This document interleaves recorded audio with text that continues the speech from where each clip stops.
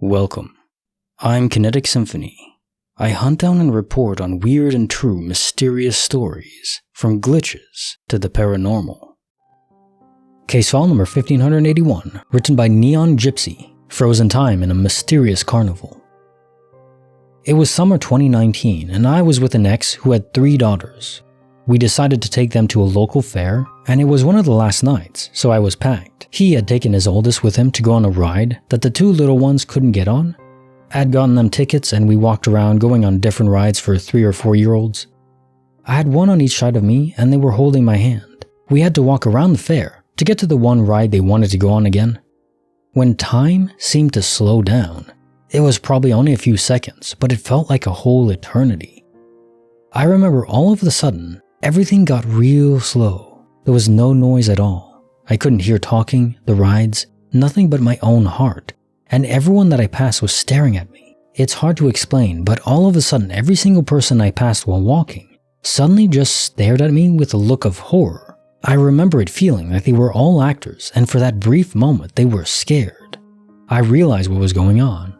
I can't explain it properly, but I remember it felt like they knew me in some way. It wasn't just 1 or 2 people who were staring at me. It was every single person we passed stopped what they were doing and gawked at me, as if I was the center of everyone's attention. I remember it felt like things were coming to a head, and then all of a sudden sound returned. People went back to being normal and time sped back up. I never have forgotten this and just was thinking about it this morning, wondering if anyone else ever experienced anything like this.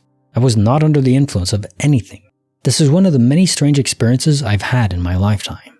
Case notes file 1581, frozen time in a mysterious carnival. This brings me back to a story over a year ago, maybe 2 years ago, year and a half, something like that.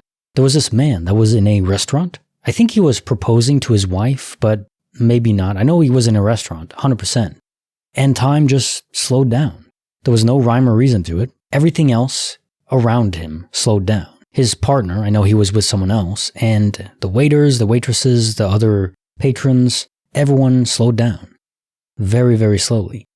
The key difference in this story, though, is all the people that were looking at you in terror, like you didn't belong. It was like you're seeing behind the curtains in a way that you were not supposed to.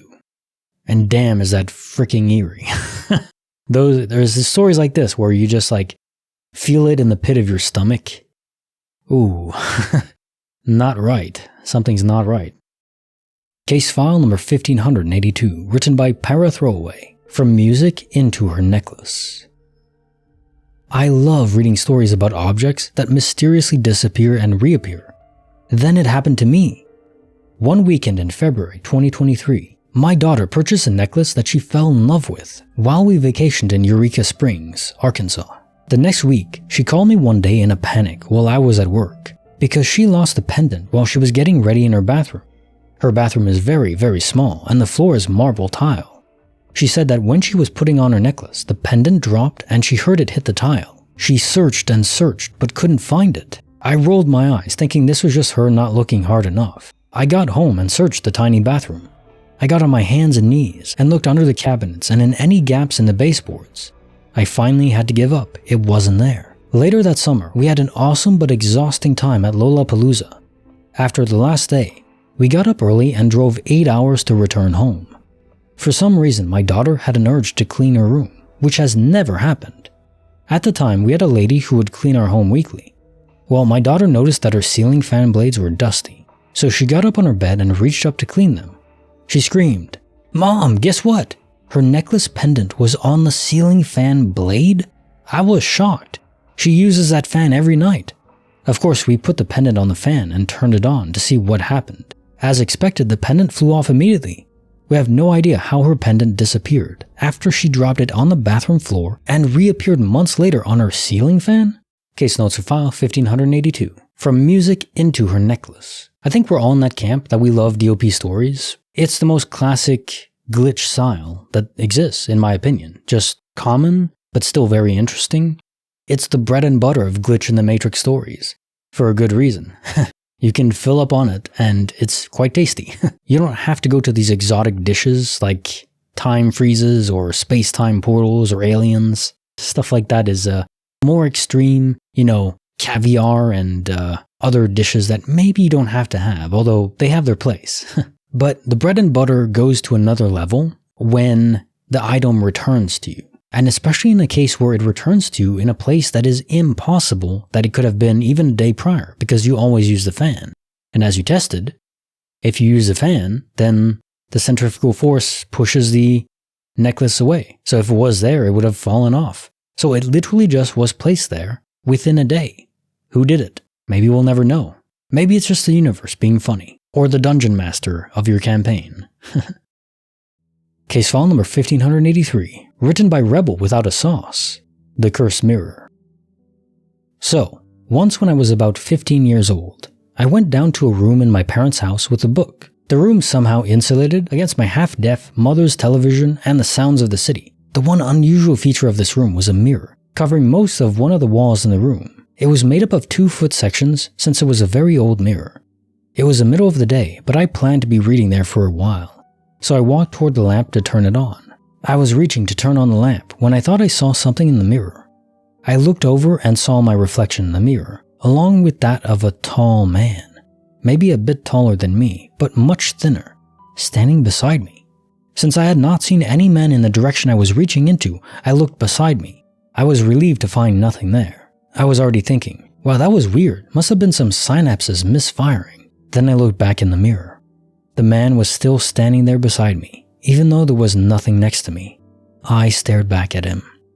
He was tall, blonde, and wearing a black 3-piece suit with a tie, and his eyes were looking into mine. I stood there for a few moments, just staring, trying to understand what I was seeing. He just stared, not like he was a frozen image, but as if he were just looking curiously at me. So after perhaps 20 seconds of bafflement, I took a step back, turned around, and ran upstairs. I luckily was not alone and my mother was upstairs. I just started yelling in horror and tried to tell her about the man where there was no man.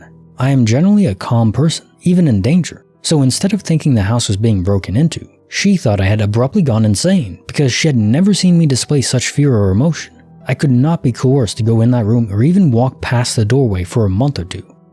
I just used the side door always to avoid having to go near it. I would even come out of the side door to answer the doorbell. So a while later I went in there to see someone who was visiting. Nothing weird happened, although I kept looking at that large mirror waiting for something to happen. A few weeks later I went into the adjacent room to get something. I glanced over and saw something sitting on the rug in that room with the mirror. It is directly in the center of the room. I walked in and it looked like a piece of a fur coat. There was a falling apart fur coat in a nearby closet, so I picked it up. Dead squirrel? No wounds or apparent reason why it died or how it got in. I was a bit upset because I used to have several pet squirrels when I was younger. I have never had any hallucinations like this that I am aware of. I often wonder how it happened. To this day, many years later, I do not keep mirrors anywhere in the house except the bathroom. Case notes of file 1583. The Cursed Mirror. A person from a long time ago. As you mentioned, the mirrors were very old, as is a soul that is trapped or infused into that mirror. But cursed object I don't think is quite right. It doesn't really express what we mean, because it's like in fiction where you have a cursed object, you touch it and your hand turns black or you die, or stuff like that. It's not really that way. Cursed object, in this case, just means a object that has a soul infused to it, and that soul is a negative energy. Nothing happens if you touch the object, but if you're around it, then there can be negative effects, let's say, because the soul is unpleasant to be around. So the soul can bring misfortune just from being near it, if it's a negative spirit in this case. Malicious indeed. A dead squirrel in the room is very morbid. But the more disconcerting aspect to this is, how did the spirit know that you had pet squirrels in the past? Can spirits read our minds or our memories? Boy, is that a disturbing thought. To lighten the mood, now time for the joke of the day. What happened to the archaeologist who lost her job? Her career was in ruins. Yeah, I guess she's still there. I mean, doesn't matter if you lost your job or not, it's your passion, so keep exploring those ruins. Dig away. Get that little brush that moves sand away from artifacts delicately. Those are neat to use. Like the video, subscribe, hit the bell. Kinetic Symphony signing off.